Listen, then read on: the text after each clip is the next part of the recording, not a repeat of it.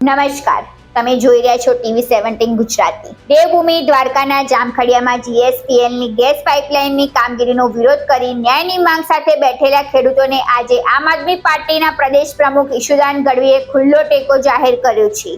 આ દરમિયાન તેમણે સરકારની જમીન સંપાદન નીતિ અને ખેડૂતોને આપવામાં આવતા વળતરને લઈને ભાજપ સરકાર પર આકરા પ્રહારો કર્યા હતા। ઈશુદાન ગઢવીએ જણાવ્યું કે સરકાર ખેડૂતને માત્ર પ્રતિ વીઘા ₹1.25 લાખ રૂપિયાનું વળતર આપી રહી છે, જ્યારે એ જમીનની બજાર કિંમત 60 થી 70 લાખ રૂપિયા પ્રતિ વીઘા છે। તેમણે સવાલ ઉઠાવતા કહ્યું કે જો સરકાર ખરેખર આ ભાવે જમીન આપવા તૈયાર હોય તો ખેડૂત 1000 વીઘા જમીન ખરીદવા તૈયાર છે। ગઢવીએ આરોપ લગાવ્યો કે ભાજપની ખેડૂતો વિરુદ્ધ માનસિકતા હવે ખુલ્લી પડી ગઈ છે। ખેડૂતો જેમણે ભાજપને ભરપૂર સમર્થન આપ્યું હતું, આજે એ જ ખેડૂતોને પોતાની જમીન બચાવવા માટે રસ્તા પર ઉતરવું પડી રહ્યું છે। તેમણે સ્પષ્ટ શબ્દોમાં કહ્યું કે જો ખેડૂતોને યોગ્ય વળતર નહીં મળે તો GSPLની ગેસ પાઇપલાઇનની કામગીરી આગળ વધારવા દેવામાં આવશે નહીં। તેમણે ઉમેર્યું કે તેઓ અહીં કોઈ રાજકીય નેતા તરીકે નહીં, પરંતુ એક ખેડૂતના દીકરા તરીકે ખેડૂતની લડતમાં જોડાયા છે અને ખેડૂતોને જ્યાં સુધી જરૂર પડશે ત્યાં સુધી તેમની સાથે ઊભા રહેશે। ઈશુદાન ગઢવીએ સરકાર અને વહીવટી તંત્ર પર અપીલ કરી છે કે ખેડૂતો સાથે બળજબરી ન કરવામાં આવે। તેમણે કહ્યું કે ખેડૂતો હવે જાગૃત બની ગયા છે અને તેમની સહનશક્તિની પરીક્ષા ન લેવાય। ખેડૂતો પાસે તેમની જમીન જ સૌથી મોટી મૂડી છે અને તેના પર બળજબરીપૂર્વક કબજો કરવાનો પ્રયાસ બંધ કરી દેવો જોઈએ। તેમણે વધુમાં જણાવ્યું કે જો સરકાર ખેડૂતોને ન્યાયસંગત વળતર આપશે નહીં તો ખેડૂતોનો વિરોધ વધુ ઉગ્ર બની શકે છે। તેથી સરકાર તાત્કાલિક ખેડૂત સાથે ચર્ચા કરીને યોગ્ય નિર્ણય લે તેવી માંગ કરી છે।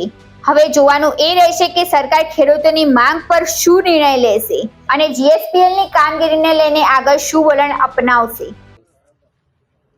આજે હું જામખંભાળિયાની મુલાકાતે હતો ત્યારે અહીંયા લગભગ ઘણા દિવસોથી ખેડૂતો GSPLની જે પાઇપલાઇન નીકળે છે એ પાઇપલાઇનના કામગીરીના વિરોધમાં અનશન ધરણા ઉપર બેઠા છે। એ છાવણીની આજે મેં મુલાકાત લીધી છે।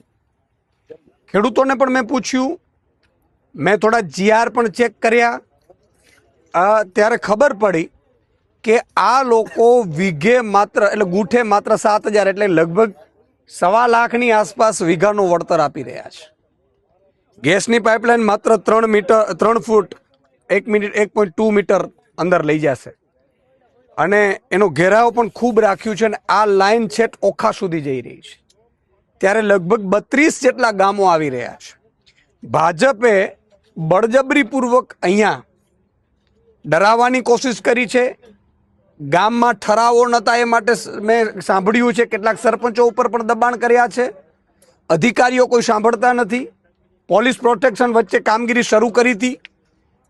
આ જ ખેડૂતોએ લગભગ 4-5 વર્ષ પહેલાં પણ થી વિરોધ કરી રહ્યા છે। 2022માં પણ વિરોધ થયો હતો, એણે વિરોધ અરજી આપી હતી, છતાં એ પણ માન્ય ન રાખી હતી।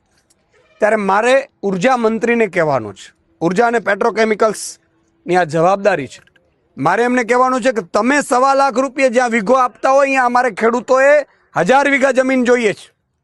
તમારામાં ત્રેવડો તોય કરો, અને જો તમે ન આપી શકતા હોય 1.25 લાખ રૂપિયામાં વીઘો, તો મારા ખેડૂતોની અત્યારે અહીંયા 60 થી 70 લાખ રૂપિયા વીઘો ચાલે છે જમીન।